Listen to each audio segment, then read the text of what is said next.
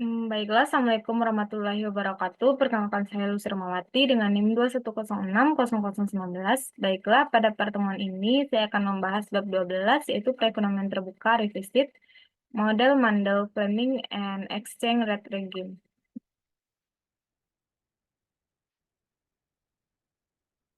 Dalam bab ini kita akan belajar itu ada 4 materi. Yang pertama, model Mandel Fleming, ISLM untuk perekonomian terbuka kecil, penyebab dan efek dari perbedaan suku bunga, argumen untuk versus tetap kurs mengambang, dan yang terakhir bagaimana menurunkan kurva permintaan agregat untuk perekonomian terbuka kecil. Yang pertama itu ada model Fleming dengan asumsi kuncinya yaitu perekonomian terbuka kecil dengan mobilitas modal sempurna, di mana R sama dengan R. Keseimbangan pasar barang yaitu ditunjukkan dengan Y sama dengan C dalam kurung Y kurang T tambah I dalam kurung R tambah G tambah NX dalam kurung E. Di mana E ini yaitu nilai tukar nominal. Ini merupakan kurva barang dengan artinya yaitu jika E turun maka NX naik dan Y juga ikut naik. Dan ini merupakan kurva pasar uang di mana berbentuk vertikal ini karena diberikan oleh R ada hanya satu nilai Y yang menyamakan permintaan uang dengan pasokan. Equilibrium dalam model Fleming, garis E ini menunjukkan kesetimbangan pertukaran laju sedangkan garis Y yang vertikal ini menunjukkan kesetimbangan tingkat pendapatan. Mengambang dan tetap tukar. Dalam sistem kurs mengambang, E diperbolehkan untuk berfluktuasi dalam menanggapi perubahan kondisi ekonomi. Sebaliknya, di bawah kurs tetap, Bank Sentral perdagangan dalam negeri untuk mata uang asing pada harga yang telah ditentukan. Berikutnya, analisis kebijakan pertama dalam sistem nilai tukar mengambang, kemudian dalam sistem nilai tukar tetap. Kebijakan fiskal di bawah kurs mengambang, pada setiap nilai yang diberikan oleh E ini, ekspansi fiskal meningkat, yaitu Y. Ditunjukkan oleh delta E sama dengan 0, delta Y sama dengan 0. Pelajaran tentang kebijakan fiskal. Dalam perekonomian terbuka kecil dengan mobilitas modal sempurna, kebijakan fiskal tidak dapat mempengaruhi GDP real. Perekonomian tertutup yaitu kebijakan fiskal banyak keluar investasi dengan menyebabkan tingkat bunga naik. Sedangkan perekonomian terbuka kecil itu kebijakan fiskal banyak keluar ekspor neto dengan menyebabkan nilai tukar untuk menghargai. Kebijakan moneter di bawah kurs mengambang. Peningkatan M yaitu pergeseran LM tepat karena Y harus bangkit untuk mengembalikan EQM di pasar uang. Pelajaran tentang kebijakan moneter. Kebijakan moneter mempengaruhi output dengan mempengaruhi komponen permintaan agregat. Itu perekonomian tertutup, itu jika M naik, maka R turun, dan aku naik, Y naik. Sedangkan perekonomian terbuka kecil, yaitu M naik, E turun, NX naik, dan Y juga naik. Mon ekspansif, yaitu kebijakan tidak menaikkan permintaan, itu hanya menggeser permintaan dari luar negeri ke produk dalam negeri. Kebijakan perdagangan di bawah kurs mengambang. Pada setiap nilai E yang diberikan, tarif atau kota mengurangi impor dan meningkatkan NX. Maka IS1 bergeser ke IS2.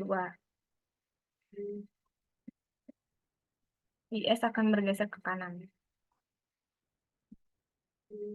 Pelajaran tentang kebijakan perdagangan, pembatasan impor tidak dapat mengurangi defisit perdagangan. Walaupun NX tidak berubah, ada kurang perdagangan. Pembatasan perdagangan mengurangi impor, apresiasi nilai tukar mengurangi ekspor. Kurang perdagangan berarti lebih sedikit keuntungan dari perdagangan.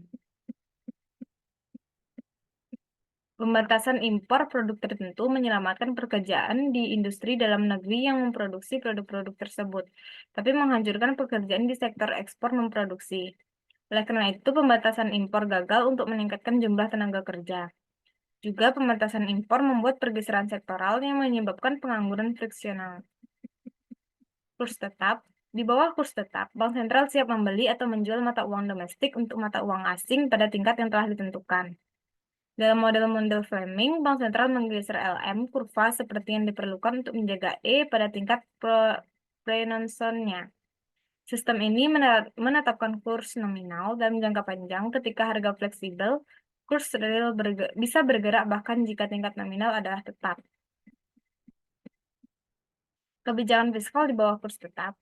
Di bawah tingkat bunga mengambang, kebijakan fiskal tidak efektif untuk mengubah output. Sedangkan di bawah tingkat bunga tetap, kebijakan fiskal sangat efektif untuk mengubah total output.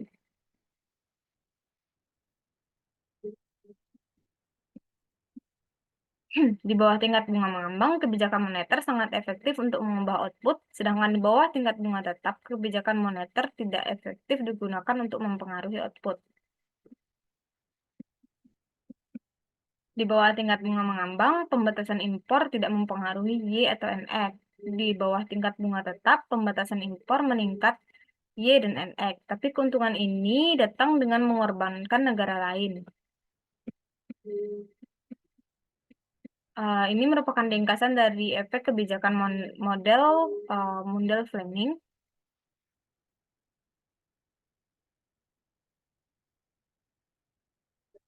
Jenis rezim nilai tukar itu ada mengambang dan tetap, itu berdampak pada kalau uh, Y, E, NX, Y, jika pada mengambang, ekspansi fiskal Y sama dengan 0, E naik, NX turun. Sedangkan ekspansi yaitu Y naik, E turun, NX naik, dan pembatasan impor Y 0, E naik, NX 0. Sedangkan jenis rezim nilai tukar tetap yaitu Y naik pada kebijakan ekspansi fiskal, E itu E0, NX 0, sen ekspansi Y0, E0, NX 0, pembatasan impor Y naik, E0, NX naik. Perbedaan suku bunga, dua alasan mengapa R mungkin berbeda dari R. Risiko negara, risiko bahwa peminjam negara akan default pada pembayaran pinjaman mereka karena gejolak politik atau ekonomi. Pemberian pinjaman memerlukan tingkat bunga yang lebih tinggi untuk mengimbangi mereka untuk risiko ini. Diharapkan perubahan nilai tukar. Jika nilai tukar suatu negara diperkirakan turun, maka peminjam harus membayar bunga yang lebih tinggi untuk mengkompensasi pemberi pinjaman untuk depresiasi mata uang yang diharapkan. Perbedaan dalam model MF, R sama dengan R tambah 0, di mana 0 itu huruf Yunani artinya theta, adalah premi resiko. Diasumsikan eksogen. Pengganti ekspresi untuk R ke dalam S dan LM, yaitu persamaannya ini.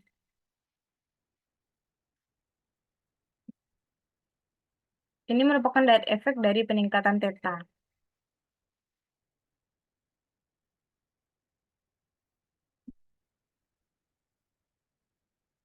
Efek dari peningkatan theta yaitu turunnya E intuitif.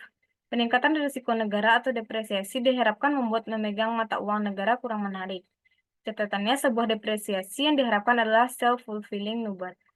Peningkatannya terjadi karena dorongan dalam NX, jadi depresiasi lebih besar dari penurunan yaitu dari kenaikan R.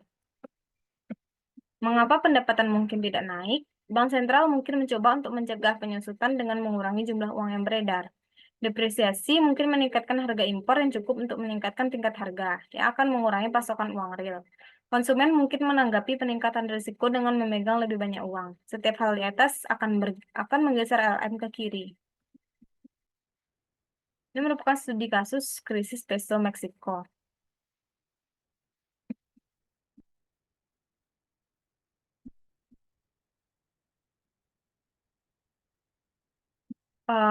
Di mana krisis peso ini tidak hanya menyakiti Meksiko sendiri. Barang Amerika Serikat lebih mahal untuk Meksiko. Perusahaan AS kehilangan pendapatan, ratusan kebangkrutan bersama perbatasan AS Meksiko. Aset Meksiko senilai kurang dalam dolar, berkurangnya kekayaan dari jutaan warga Amerika Serikat. Memahami krisis. Pada awal 1990-an, Meksiko adalah tempat yang menarik untuk investasi asing. Selama tahun 1994, perkembangan politik menyebabkan peningkatan premi risiko Meksiko, di mana terjadi pemberontakan petani di Chiapas, pembunuhan calon presiden terkemuka. Faktor lain, Federal Reserve menaikkan suku bunga AS beberapa kali selama 1964 untuk mencegah AS inflasi. Peristiwa ini memberikan tekanan ke bawah pada peso. Bank Sentral Meksiko telah berulang kali berjanji investor asing bahwa itu tidak akan membiarkan nilai peso jatuh, sehingga membeli peso dan dolar dijual ke menopang nilai tukar peso. Melakukan hal ini mensyaratkan bahwa Bank Sentral Meksiko memiliki cadangan yang memadai dolar. Ini merupakan cadangan dolar dari Bank Sentral Meksiko. Selama 1994, Bank Sentral Meksiko menyembunyikan fakta bahwa cadangan sedang habis.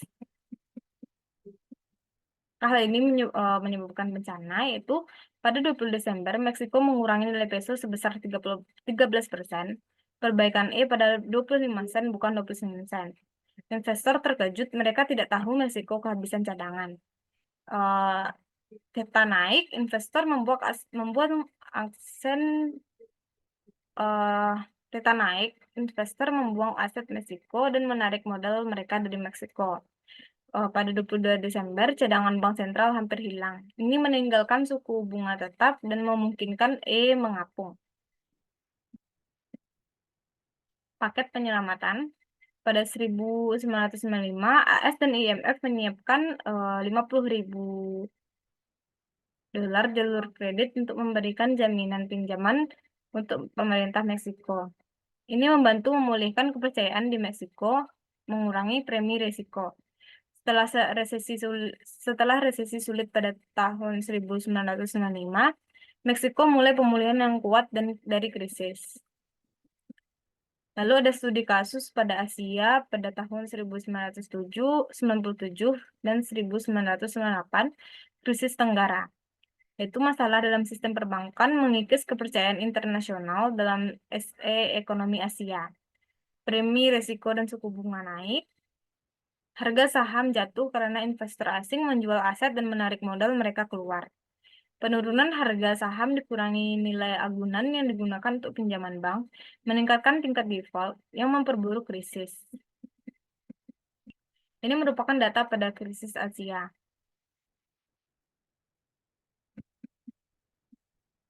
Mengambang versus tetap tukar. Argumen untuk tingkat bunga mengambang yaitu memungkinkan kebijakan moneter yang akan digunakan untuk mengejar tujuan-tujuan lain. Pertumbuhan yang stabil, inflasi yang rendah. Argumen untuk tarif tetap yaitu menghindari ketidakpastian dan volatilitas, membuat transaksi internasional lebih mudah. Mendisiplinkan kebijakan moneter untuk mencegah pertumbuhan uang yang berlebihan dan hiperinflasi. The Impossible Trinity, yaitu sebuah bangsa tidak dapat memiliki arus modal bebas, kebijakan moneter independen, dan kurs tetap secara bersamaan. Suatu bangsa harus memilih satu sisi ini segitiga dan menyerah seberang sudut. Itu pilihan 1 AS, opsi 2 Hong Kong, opsi 3 Cina. Pada segitiga atas, modal bebas mengalir, bawah yaitu kebijakan moneter yang independen, dan sikunya satu lagi yaitu tukar tetap laju. Lalu ada studi kasus pada kontroversi mata uang Cina. Pada tahun 1995 sampai 2005, Cina tetap nilai tukarnya di 8,28 yuan per dolar. Nah, dan arus modal dibatasi. Banyak pengamat percaya bahwa yuan undervalue secara signifikan, seperti Cina mengumpulkan cadangan dolar yang besar. Produsen AS mengeluh bahwa bahwa yuan Cina itu murah, memberi produsen Cina keuntungan yang tidak adil. Presiden Bush meminta Cina untuk membiarkan mata uangnya mengambang. Lainnya di AS ingin tarif atas barang-barang Cina. Jika Cina membiarkan yuan mengambang, mungkin memang menghargai. Namun, jika Cina juga memungkinkan mobilitas modal yang lebih besar, maka warga Cina mungkin mulai bergerak tabungan mereka di luar negeri. Arus keluar modal tersebut dapat menyebabkan yuan terdepresiasi daripada menghargai. Model Fleming dan Ade melengkung. Sejauh ini dalam model MFP telah diperbaiki. Berikutnya, untuk memperoleh AD kurva, mempertimbangkan dampak dari perubahan di P dalam model NF. Kita menulis sekarang yaitu menulis persamaan F M kurang F, yaitu sebagai berikut. Sebelumnya, pada bab ini P itu tetap, jadi kita bisa menulis NX sebagai fungsi dari E daripada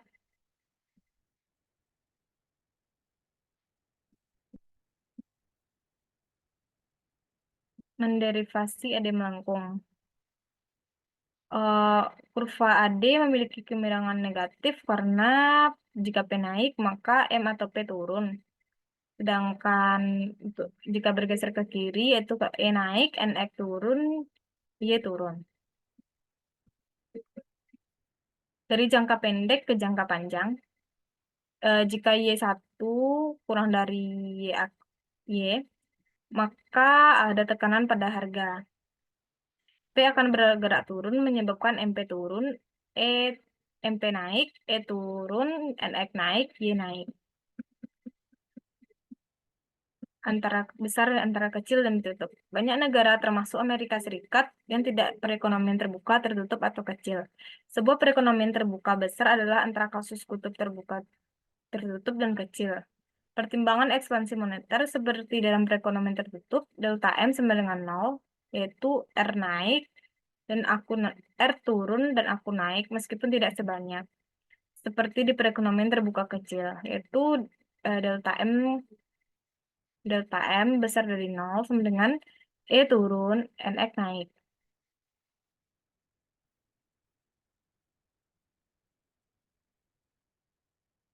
Eh, jadi kita ambil kesimpulan. Yang pertama, model model Fleming, yaitu model ISLM untuk perekonomian terbuka kecil.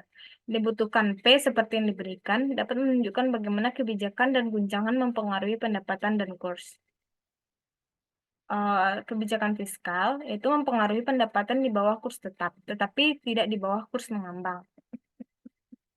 Kebijakan moneter mempengaruhi pendapatan di bawah kurs mengambang, di bawah kurs tetap. Kebijakan moneter tidak tersedia untuk mempengaruhi output. Perbedaan suku bunga ada jika investor membutuhkan premi risiko untuk memegang aset suatu negara. Peningkatan premi risiko ini menaikkan suku bunga domestik dan menyebabkan nilai tukar negara terdepresiasi. Tetap versus kurs mengambang. Di bawah tingkat bunga mengambang, kebijakan moneter yang tersedia untuk tujuan dapat selain menjaga stabilitas nilai tukar. Kurs tetap mengurangi beberapa ketidakpastian dalam transaksi internasional. Baiklah, sekian materi dari saya. Jika ada kata-kata yang salah, saya mohon maaf. Saya akhiri dengan wabillahi taufiq wal hidayah. Wassalamualaikum warahmatullahi wabarakatuh.